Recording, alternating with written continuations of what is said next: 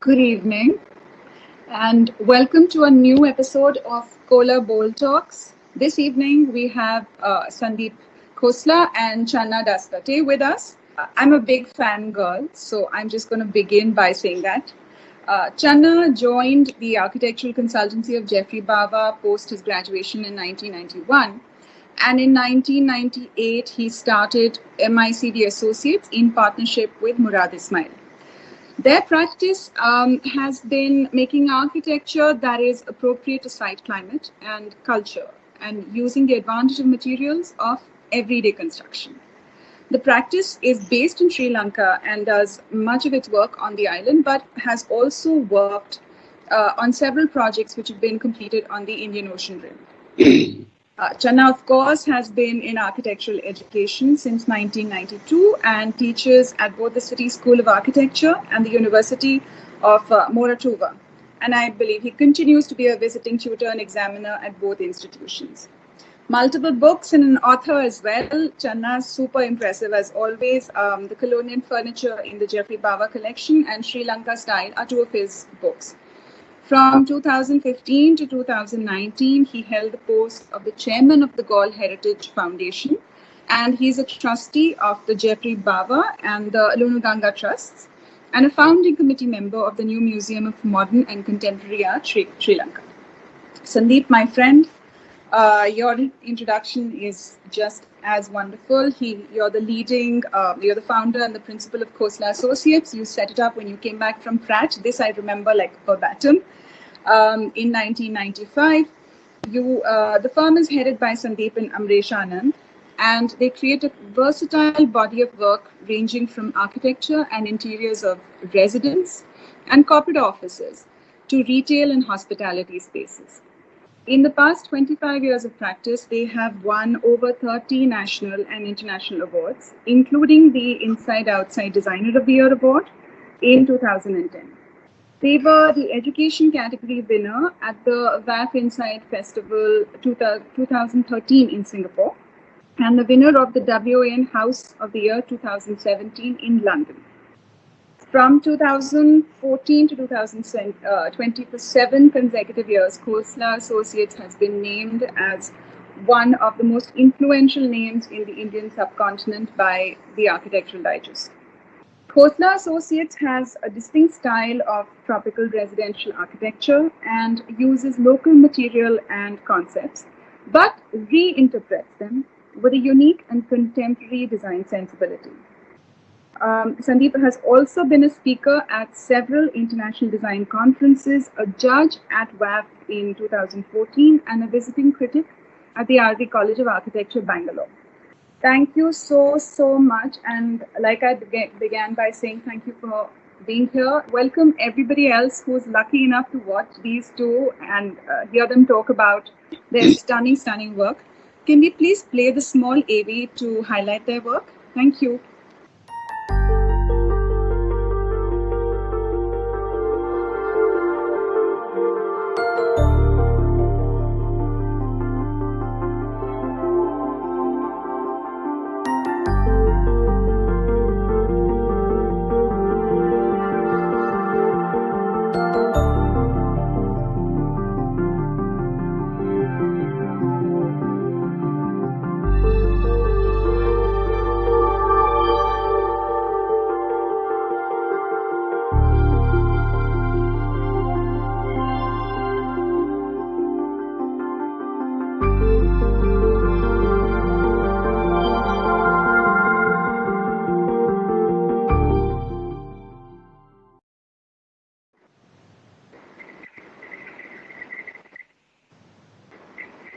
Thank you so much. Channa and Sandeep, such stunning works. I'm going to begin by talking a little bit about residential design.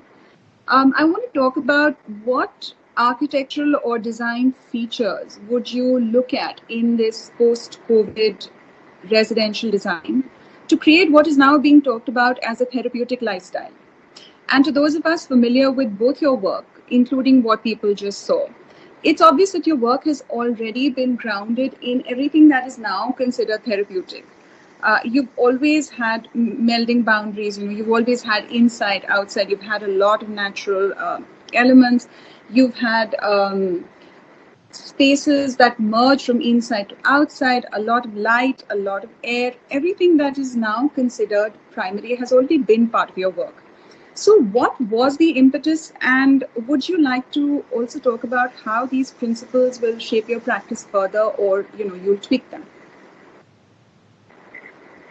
And whoever will take that question first. Sandeep. Channa. Thank you. Thank you. Thank you, Iram. Great to be here and to have a conversation with you and Channa. I think I want to put some context here. I think at the time when I got back from the States, I immediately started working with one of the masters of the subcontinent, Charles Correa. And at that time, I had visited Sri Lanka. And I don't know if Channa remembers, but maybe I had visited Jeffrey's office at that time and had a cup of tea at the Bagatelle Road residence. Those were kind of seminal years, just to kind of see the kind of architecture we wanted to practice. And I started practicing in Bangalore, where you have a temperate climate right through the year. We are at around 3,000 feet above sea level, higher than most cities in India. It's even higher than a place like Dehradun, actually. So we have this cool climate, and it just made sense to kind of create an architecture when we were setting up practice to create an architecture that was climate sensitive and that would kind of work with our climate and context. So it just came quite naturally to create spaces which were permeable, transitionary spaces that were closed from the top but open from the sides to let the breezes in. So verandas, the perimeter of courtyards became very important.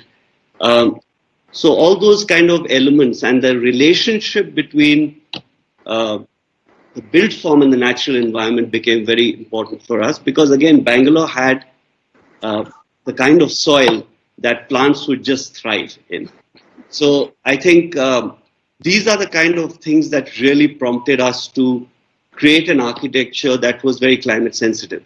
So apart from that, of course, I came back and I saw this wealth of natural material, and so much excellent local material. And I just didn't feel the need to kind of get stuff from all over the world at that time. It was like a kid in a candy store. You had so many exciting things to work with. So I think the getting into tropical residential architecture was quite natural for us, given where we started. And I think masters like Correa and Bava, whose work one had seen, these were practices that had very successfully created a contemporary design vocabulary while respecting tradition and history. So that's where it started for me, and yeah, and for me in Sri Lanka, obviously having started to work again, like Sandeep, I had the great opportunity of working with Jeffrey Bauer, who by the time I joined him in the early 90s had already developed a vocabulary that definitely sort of respected the environment and so on around him, and had sort of picked up things from the past, but somehow spoke of a language and a lifestyle that was contemporary and modern and current for that time. So as I went on to develop my own practice after the late 1980s, these were already ideas that I was thinking with. I didn't have to think about them. They were part of who I was. And I began to see how we could sort of tweak these and arrange these in ways that could be adapted to, say, often the smaller sites that we had to sort of deal with as we started off in our practice. And for instance, in one of the images that was shown in the short thing, which is about my house, my own house, I tried to sort of talk about that edge between the inhabited space and the outside. Often in Sri Lanka, of course, which is not as always salubrious as Bangalore, we had to deal with sort of really strong winds and rain and so on. And in many situations, you had the veranda to deal with that. You kind of, you lived out on the veranda, but then you came into a space when it rained. Now, if you didn't have too much space for that veranda, what do you do? So in my house, I started experimenting with the possibilities of using other sort of permeable surfaces that would allow for keeping the rain out, allowing the breezes to still blow through and so on. So these were things that I began to sort of think about because connecting with the environment just seemed like the most natural thing to do. And then, of course, as today sort of you say, you need to have therapeutic architecture. It just seemed, it always was, and it's always a therapy to connect with nature. And from where I am at this very moment, I'm sitting up in a little house up in a property I have in Kandy, my holiday home, which has now become home for the last 1.5 months. And I'm beginning to sort of see how wonderful it is to have nature around me. So in our practice, I think as we go along, in fact, I was having a conversation with my partner yesterday, and he was saying, Channa, perhaps, our landscaping needs to change. We already have a practice that looks out and connects with the outside. Perhaps our landscaping needs to change.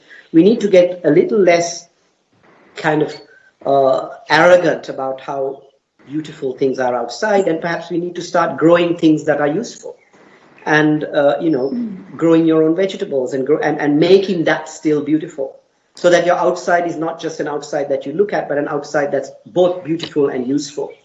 And that in itself becomes a therapy. That in fact, what is growing outside your window and is beautiful can then become your food, and you can share it with your neighbors. And I'm beginning to see the need for that as well. And my friend Dayanita Singh, the photographer, recently spoke to me about this idea that she wanted to grow creepers on her boundaries, because people outside could then pluck what was there from the outside, and you could pluck what was on the inside. And in many ways, you begin to share. So if you can make an architecture that somehow merges boundaries between the outside and the inside, and we are not so pedantic about what is ours and what is the public realm, right, that would also help. It will keep our boundaries. We need to keep our distance, but we could still share. And I think those are some of the ideas that I will carry through into my practice. That's beautiful. And also picking up from something that you said, when you talked about the past, I'm throwing this open because I've been thinking a lot about it. I keep hearing the word new normal. I think that's a fairly knee-jerk reaction, because the minute you forget the past, if you're not rooted and grounded in your past, your new normal is not really going to have any relevance. What do you think of the new normal that's being bandied about, and how much do you think will really be the new normal, and how much will we take from our past? I mean, how much will it be learnings? Well, yeah, Sandeep, please. Well, yeah, there's a lot of talk about the new normal, and I think it's interesting to think about that, because there should definitely be a change in the way we think about our work and about how we consume. We are obviously at a point where I think most of humanity should be feeling that we have been excessive in our consumption, and that we are in the position today which is largely man-made. But I think I think there should be definitely more respect for nature. And I think what this lockdown and what this situation has possibly taught me is that it's taught me to be a little more thoughtful about what we are doing. It's taught me to maybe slow down. I think since the Industrial Revolution, one has just been taught to think in a very linear way, and say that our time is money, and everything is time is money, and everything is a rush, and we need instant gratification for what we do. And for the first time, things are not in our control. And that's interesting because, it's out of our control, and we have to probably just pause and say that, it's not too bad if we spend a little more time on our design and have a little more patience.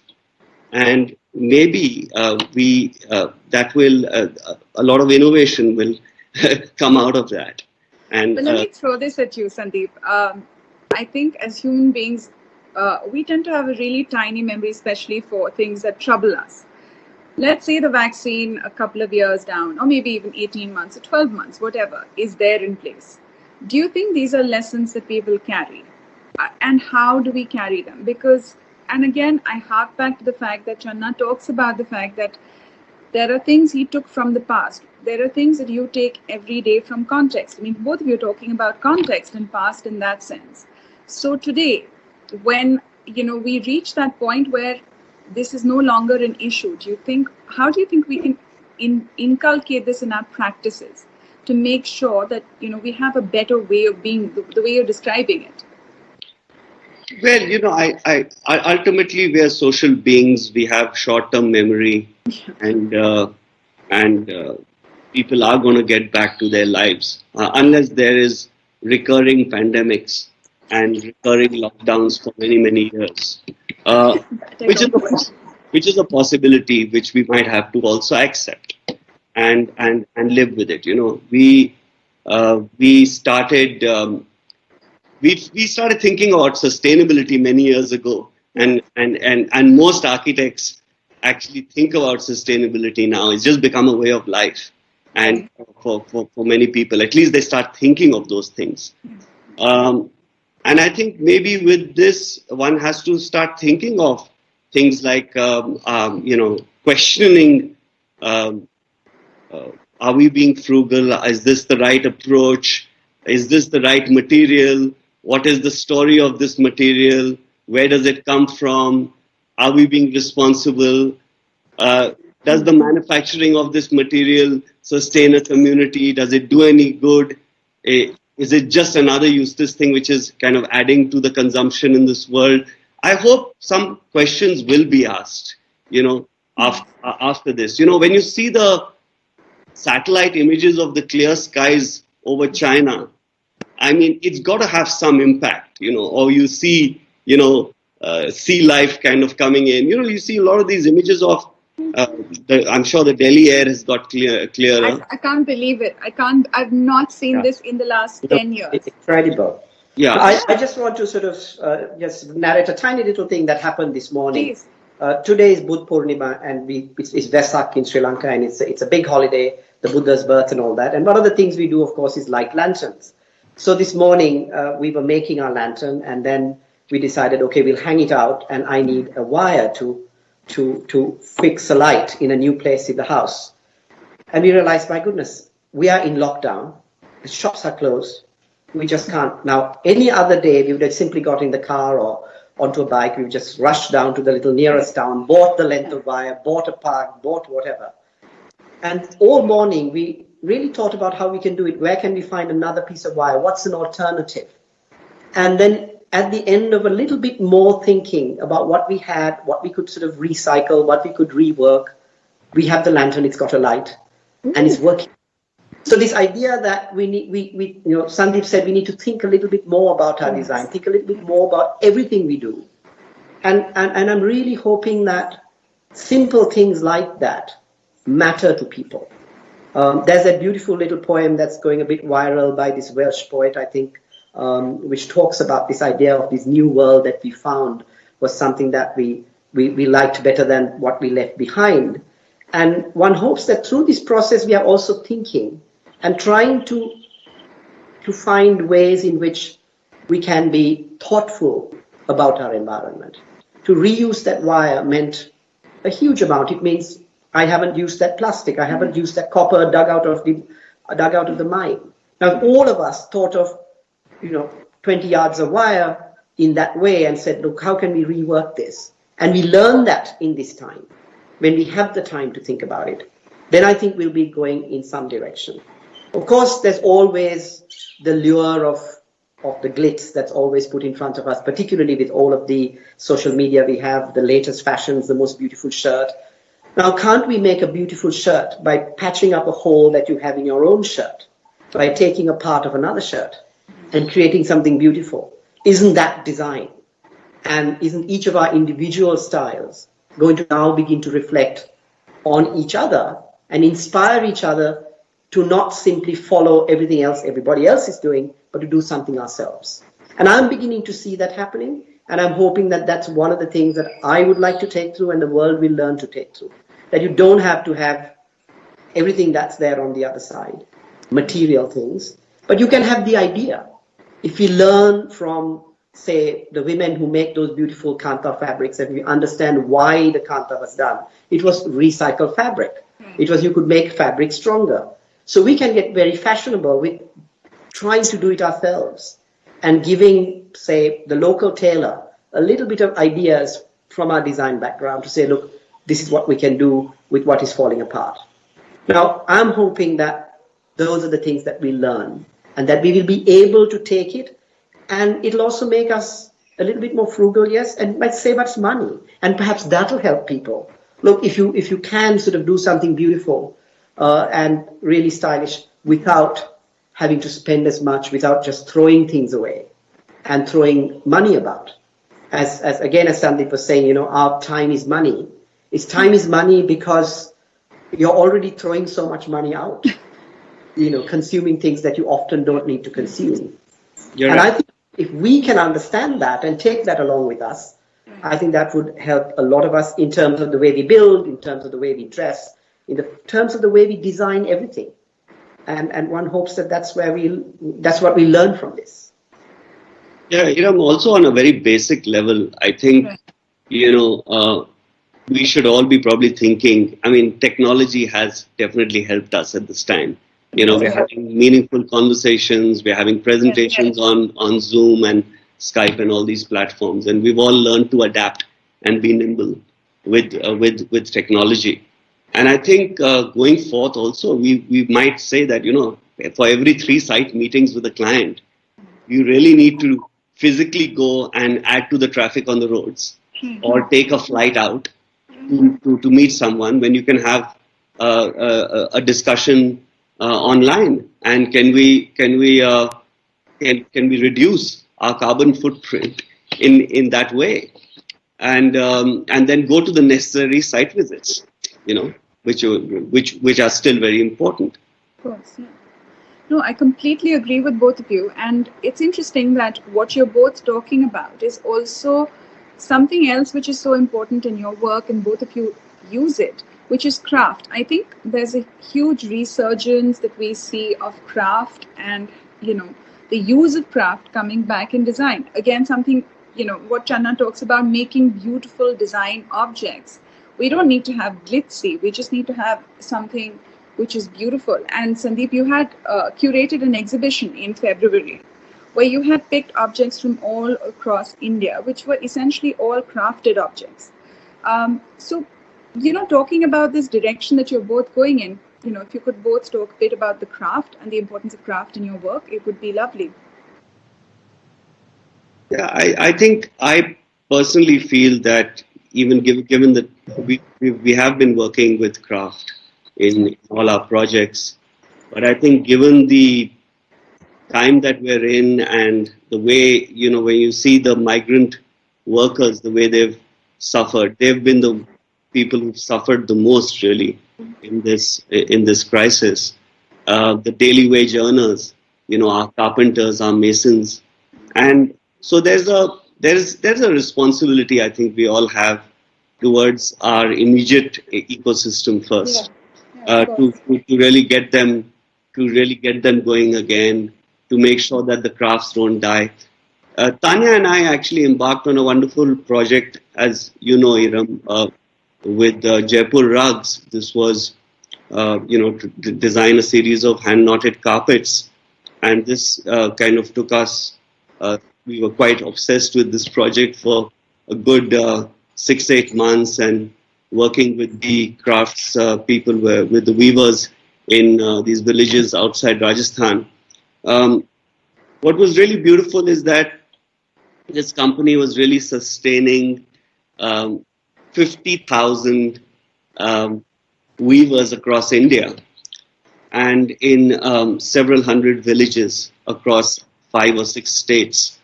And work has stopped now, but it's slowly limping back. And I think, but just working with craft and knowing that this work is sustainable is very rewarding. You know, these women, the entire villages are empowered because these women are actually working from their own homes. Yes. And the looms are set up in their homes. So they can look after their kids, they come back from school, they can look after them, and they can continue working through the day at their leisure. And I think that's great when you're working on products or when you're working with craftspeople and you're making an impact to their communities in some kind of indirect way. I think that is a powerful idea which we hope to do more of, whenever we can. And absolutely, and for me, it's always been wherever I've worked, and as I said, Indian Ocean Way in various parts, in India, in Thailand, all of these places. I try to sort of, the first thing I try to say is, look, what is available around us? What are the crafts available around us? And even here in Sri Lanka, I try to sort of make craft part of the experience of a building. And you can make that truly integrated into the building and help someone walking into that space for their spirit to be lifted up by the presence of art and by the presence of craft within the space. It means it becomes very meaningful. It's not something that you just hang on the wall, but something that is so much a part of the experience of the architecture and the uplifting of your spirit. And in many places, I've really tried to use that and exactly as Sandeep said, a lot of these craftspeople work from their homes, and they sustain their families. And certainly in Sri Lanka, a lot of them also work on their own farms. So they have to be where they are. They can't migrate. So if you have to help them to both sustain their lifestyles as they are, plus allow them to sort of practice their craft and use it. Now, where I live again, up here in the hills, there are 2 villages on 2 sides of the hill on which I am. One which is a village that casts brass objects. Now, it's wonderful, but all of them also own their paddy fields. Their whole ecosystem is that they cultivate the fields. Now with the rains coming, they'll start cultivating the fields. They'll slowly stop their working, the brass casting stuff. And then once the paddy has been put on the fields, and as the paddy is growing, creating the basis of their consumption economy, they get to the craft and they start practicing it from their home. Now, if you take those poor things, those poor people, and throw them in a factory somewhere in the middle of nowhere, they lose out so much. So in actually working with craftsmen from where they are, like Sandeep is doing, I think you're actually sustaining entire lifestyles, entire sort of ways of living, which are sustainable. I mean, they don't have to take a car to go anywhere. All you have to do is take a piece of transport to take their things to where you need it. You don't have to take entire families, and you don't have to take entire households and ways of life and transpose them out of a landscape. And then we're also losing the landscape, because if you move them, the fields don't get cultivated. They get abandoned. And then you fall apart and say, oh my God, what a beautiful field it was. It's not cultivated anymore. And then we get very upset. So I think it's important that we all play a small part in connecting with everything that every human being has to offer, and see how that can get incorporated into the designs and into our plans for the future. Not just craft, I mean artists. I mean, we train so many young artists, and some of them don't always have work. So I try really, really hard to incorporate as much local art as possible. It's very, very easy for people to kind of say, oh, let's go and pick a few things in Chatuchak Market or somewhere else. And you think, that's not what it is. You need to sustain people with whatever you do. And I sincerely believe that using art and craft to lift up the spirit of the spaces that you're designing and making them an integral part of that experience helps a great deal. And so I do my best to try and incorporate that in a lot of our work. This is why I'm such a big fangirl of both of you. I just love what you do, and I'm loving this conversation. But I'm just going to go back to that word, which is work from home, which is what you were talking about when it comes to craftsmen, for example, that you've been working with. Now, there's a big movement of working from home based on how we've all been working. I mean, all of us, me, Sandeep, you, we've all been working from home. How important do you think homes and residential design is going to be in the future? Is this going to become more important? And if we can place it a little bit in context to working from offices, it'll be lovely. But for me, I think one of the nicest things I've been hearing from past clients is that, oh, how wonderful. Thank you, Channa, for the house you designed for us. Aww. I've heard of lots of friends, oh, we are enjoying the house you've designed for us. Right. So, oh, it's wonderful because, we can all, we are enjoying it. So that's really wonderful that people are enjoying their homes and they can do it. But I think in the future, I can see myself, for instance, not rushing off to an office all the time, except when you need to go in for some critical face-to-face sort of conversation. And well, we are having a face-to-face conversation across the thousands of miles. Exactly. I was just going to say that. Occasionally, I think human beings, we, as Sandeep said earlier, we are sort of social beings. I don't know whether we can touch, but at least to be in the presence of is something that we still, a friend of mine just sent me a message saying, Channa, I'm really dying to see you, of course, 6 feet apart, but with a drink in our hand. So it's kind of this idea that in the presence of, and I think we need that occasionally. But I think we can all do a lot of work from where we are. And and for that, I think homes need to sort of adjust themselves. One of the key, of course, is some of the things that a lot of us might actually have the advantage of having, which is space. We need to think of how, say, people with smaller areas and smaller spaces in our cities can also have a semblance of the so-called physical distancing that we require for this virus and for other pandemics that might arise in the future. So I think in designing homes, you need to have a little bit of thought on that, on those lines. How can people be away from each other, for instance? It's one thing to have the entire family and be together. So the first week and the second week is fine. The third week, it gets a bit, I really don't want to see my son again. Maybe I can see him this evening. And does the home have a space for each one to retreat?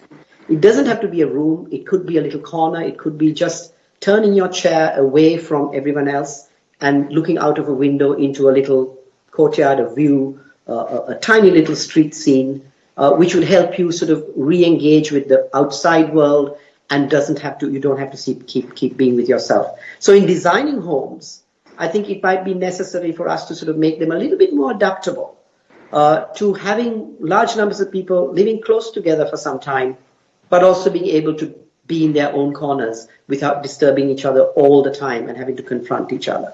So in that sense, I think homes will need to be conscious of that. A lot of the homes that I've designed, I think, can with very simple shifts be made to work.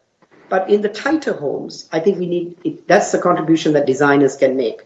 I'm not saying that designers know everything and we can sort of tell people how to live, but we can always throw ideas up. And like here on the social media, if all of us can think about ways in which smaller spaces can allow for the kind of privacy that people might require when they have to live on top of each other, that might help. And those ideas might then go viral, hopefully, and people will start trying to practice them on their own. We may not get to design them, but at least there could be ideas about how to live in close quarters, but also to allow each other the space you need. Because homes are so much a source of comfort and security for us right now. There's an association. Do you think homes are going to become more important as time goes? I completely agree with what Channa is saying, but do you think they're going to gain significance more and more? I can sense that because, the home as a space that nurtures your mind and your body and your soul is going to become more and more important. It's going to get much more value. Because we just spent so much time recently, the most amount of time most people have spent at home in a long time. So, but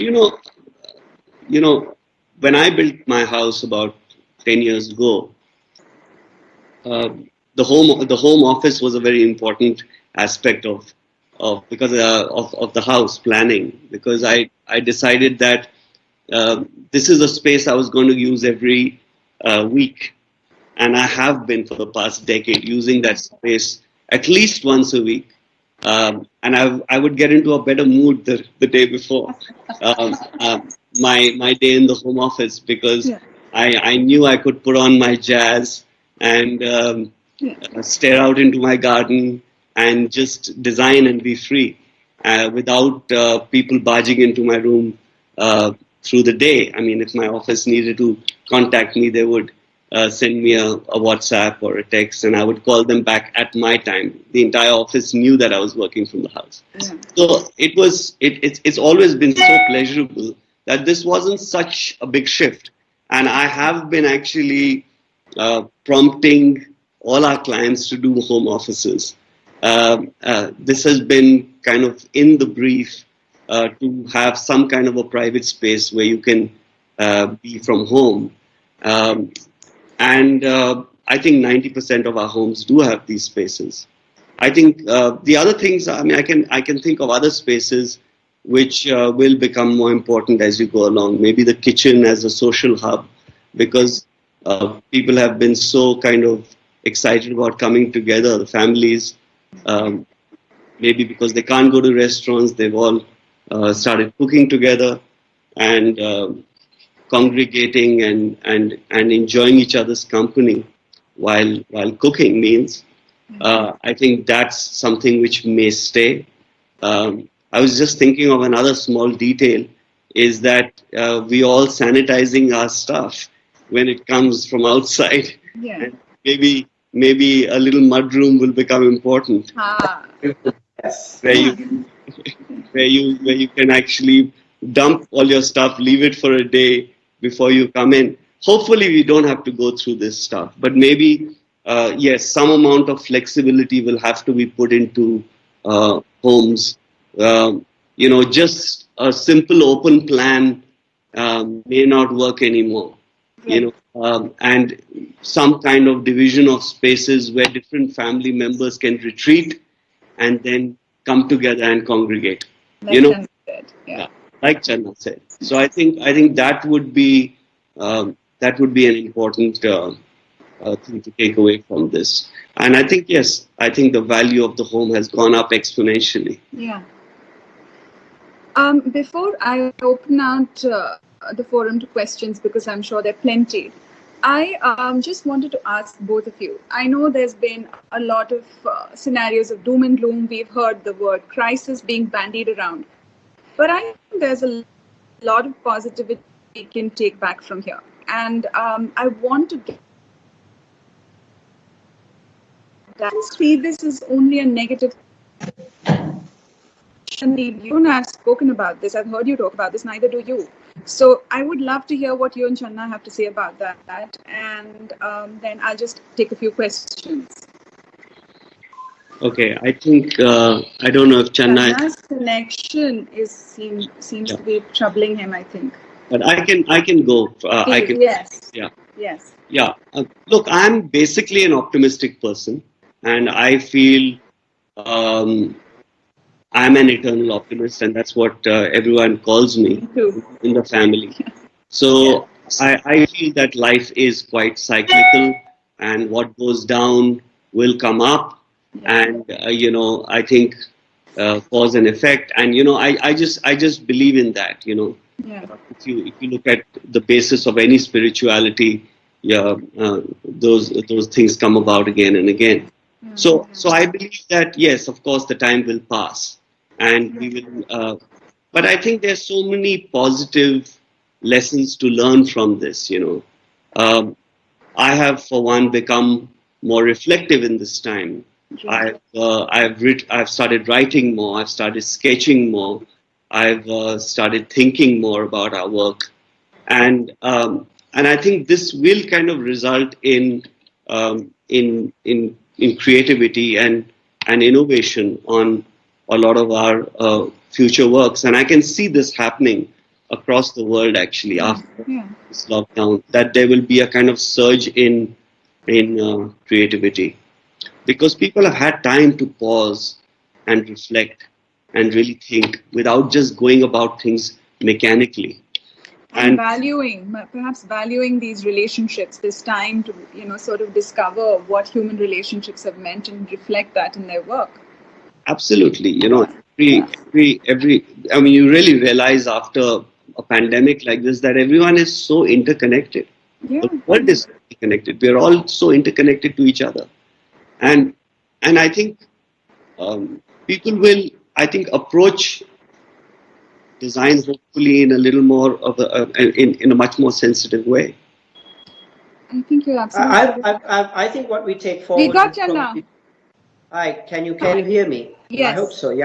Yes. I think what I will take forward, of course, is that I've discovered a lot of things about myself that I thought I might have forgotten or didn't do or didn't know. And I think that self-discovery through the time of being with yourself in many ways, or with really the closest people to you, is something that I'll take as being something really very positive. Yes. The fact that you don't really have to move today with today's technology, you don't really have to move around, run around and get exhausted to get anything done. I'm probably getting a lot more done staying in one place today than if I was running around and spending so much time on aircrafts, on cars, and so on. And I'm hoping that people will all take that with them. And I'm hoping that the aircraft journeys that I make will be really for something very special, where somehow the simple things become important. That you travel because there's something really very important to travel for, and not for every sort of tiny little reason to rush off and get something or whatever. A more considered approach to everyday living is something that I think we will all take through. I certainly will do that, because I've found myself constantly being reminded that you don't always have to rush about everything. You can stop and listen to the sound of the birds. You can stop for a moment, and there is something more beautiful that will uplift your spirit than rush off to something that you think might uplift your spirit. So just living now in this moment and enjoying every moment is something that I've been able to do, and I'm hoping that I'll be able to carry that through to the the world that we go into after, whatever that is. I'll just add something small to that. I completely agree with that last point that Channa made about the power of now. Actually, that's one of my favorite books by Eckhart Tolle. And which had a kind of a very lasting impact on me, is that you really can't worry about the future or the past, but you can really live in the moment, and that's all that really matters. And I actually found myself doing things which were very therapeutic, and I'm doing them every day. They say that it takes about 60 days to get into a habit, maybe 30 days or 60 days. And I've so I make my bed every morning. I never used to. I walk my dog every night, and I really enjoy that. I never used to walk my dog consistently, and I don't think these are things I'm going to let go of now, because I've tasted how beautiful they can be, and the connection now that I have with my dog, just walking him every night. He expects it. He enjoys that walk, and I think I will continue to do it. So these are just simple things. I think we as a family will probably continue to do a cookout once a week, and let our cook off once a week, so that he can also get some time to rest and be considerate. So I think these are things I think we will take forward. These are simple things, but I think everyone will take something away from this, which is positive. Simple things bring the greatest joy, right? Indeed. I have a question for both of you, and the question is from Kohler from Delhi. She wants to ask you both, would you agree with the concept of creating urban villages rather than getting craftsmen to the cities? You were both talking about it, so I think it's a it's a really valid point. I think there's an entire movement, I think, and I've been hearing and reading about it, where I think the city itself, as we know it, which has brought human beings together, sort of create great creativity and great sort of the tensions that the city brings also creates wonderful creativities. That's one of the great things about civilization, as it were, the city itself. But with things like the pandemics that we're going to get and this sort of entire intensity of our relationships, it may be time that we think about, as Kohelika is obviously asking, moving into a different kind of settlement. And there's already a movement about going back into the village, back into the provinces, and setting up kind of rural cities, as it were, in which people like the craftsmen can thrive in their own environments, and you can begin to create sort of economies within the smaller, more rural sort of settlements, and then have other means by which those products from those towns and villages can get transported to places of consumption where and when they're needed. So I think there is a relevance in rethinking how we interact with each other. While the great cities like New York and all these places have created incredible creativity and will continue to do that, I'm sure another kind of settlement is also in order, so that not all of us sort of get affected by everything that happens, and there can be a little bit more physical distancing, and for us to continue to do the things that we do where we are might be a way of doing it. Right. Sandeep, I think you were already working with Jaipur Rugs, which is sort of doing this, right? I mean, this is what you and Channa were talking about. And yes, I doing this. Empowering villagers in their own environment. Yes. I thought was important. Yeah. Okay. So I think we discussed that before. Yeah. Yeah. So we have another question from Vishwanathan Ghosh on the YouTube channel. His question is, what is the new definition of luxury post-COVID? And I'm going to add sustainable to that, because sometimes there's this great misnomer that luxury and sustainability don't go together, which is not true. But I'd like you to elaborate on it, please. Thank you. Yeah, I think luxury is there's no real definition of what something luxurious is. It's really one's perception of something which could be luxurious or not. When I first went to Sri Lanka and I see how Channa and other architects have created. This is before polished cement floors became fashionable. The care with which they do their polished cement. I think the polishing with a coconut husk, if I'm not mistaken, and you get that brilliant sheen, and it's so tactile, and it's so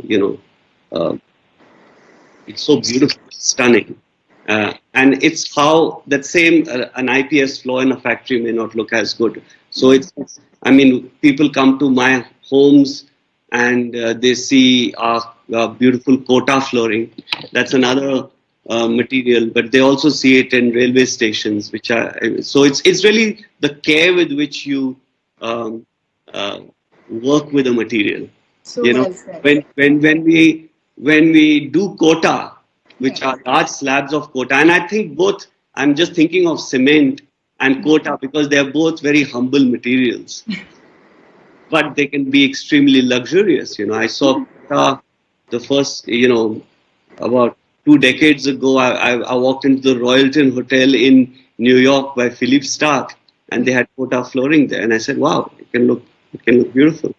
Yeah, and then you see these wonderful houses in Ahmedabad with Kota and brick, and you see, wow, this is absolutely stunning. So it's really how you use a material. In our retreat in the Sahyadris, our house in the Western Ghats, Yes. we found, and we're talking about sustainability, we found this beautiful volcanic stone just 5 feet under the ground. Wow. and I'm happy to say that the entire house was clad with this stone, and we found this stone right there on the site, and all the requirement of the stone was sourced from a 10-kilometer radius of the site. But it's not just the use of that stone which made it luxurious. Of course, yeah. It's the care which was taken in terms of the cutting of the stone, the dry pack cladding. It required a lot of skill from the laborers. It required a certain kind of skill set. And it took a lot of time and care and patience to get that result. I feel that is luxury. You can take That's the... I mean, and I think if you look at all luxurious things, it's about how carefully things are made. I mean, if you think about a luxury watch, you pay a vast amount of money because somebody has taken care and time to make something beautiful and put it together. So similarly in architecture, I think luxury really, as Sandeep says, is about how much care you put in through design and workmanship into each of the things you use. And also luxury can also be the tiniest space, carefully designed so that it lifts your spirit, is a luxury. Otherwise, it can just simply also be a tiny little box. And that might not be luxurious, but the same area can be made to be luxurious because you've cared for every moment of it and every twist and turn as you design it. And then that can become a luxury space. The vastest big aircraft hangar is not luxurious. Yes. So space is, the size isn't luxurious. It's about the effort you put in both design and execution, as Sandeep was saying about materials, even about spaces into the future would be really what luxury is about. And that should be what it's about. Sorry, so I'm going to take a question on that from Salil because I think it really ties in with what you're saying. He wants to know, how do we adapt some of these philosophies of design into small apartment living, which is where the majority population lives? Channa, you were talking about that even earlier. And I'd like both you and Sandeep to please talk about I think the smaller the space is, the more effort you need to put in to make it luxurious. Yeah. I mean, a vast space is quite easily done. I mean, you just need to put in a few details and it's fantastic. But the smaller spaces are the ones that you need attention, and often the ones that people don't pay attention to. And I do have a few friends who sort of are stuck in apartments around Colombo and a few other places, and they find that they've run out of ideas in their spaces because they're just boxes into which they have been put in. Now, but each of those little boxes have been thought about and cared for, then I think that's what it is. If you can carefully think about the different kinds of materials that come in together, it could be the simplest materials. They could be the quota stone and the cement put together, but put together with consideration to somehow keep attracting your attention and making you think about something as you're stuck in a particular space. And particularly in times like this, when you have to be in one box, if people had thought about each of the corners of your box, where you're reading a book, where will you place the book when the phone rings? You're looking out at a view, where will you turn when the sun hits your eye? Little things like that. And if you give people options within the smaller spaces through careful design, is what it's about. And often people ask me, but Channa, you can't have courtyards in an apartment. I mean, of course you can't have courtyards in an apartment, but you can do other things that courtyards do, which is to bring light in unexpected ways into the apartment. That's what courtyards do. And you could think about it in other ways. So it's not about simply copying what we have done in bigger spaces in a small apartment, but about thinking, what is it that really that courtyard does? Or what is it that long corridor does? How does it lift your space up? Now, lift your spirit up. How is it that we can do it in a smaller way, in a completely different way? It may not be a courtyard, it may not be a corridor. But what is it that's lifting your life, your spirit up? And that you need to do, even in the smaller spaces, I think. We recently did an apartment, we did a series of apartments, mock-up apartments for a developer.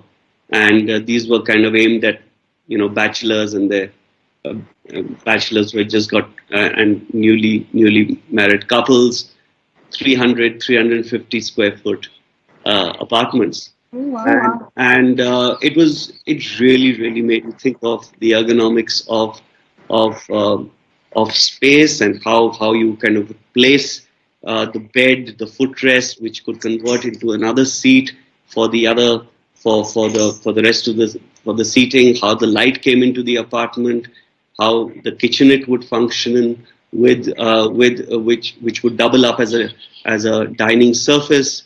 How the wardrobes could kind of be integrated. It really made you think about each and every inch of space, Right. and the storage beneath the bed, or all the things which one sometimes takes for granted. And also the color scheme became very important. That how do you have a kind of a light and a cheerful kind of color scheme in a very tight space that still uplifts your spirits, as Channa said. This was just amazing. I think this conversation has lifted my spirits. Thank you so much, both of you. I'm going to take away the words care, design and build with care, considered, thoughtful. How beautiful was this? Thank you so much, Sandeep. Thank you, Channa. This has been a privilege and a joy. Thank you, everyone, for listening and for hearing these two wonderful people. Thank you very much. Have a wonderful evening. Thank you. Thank you.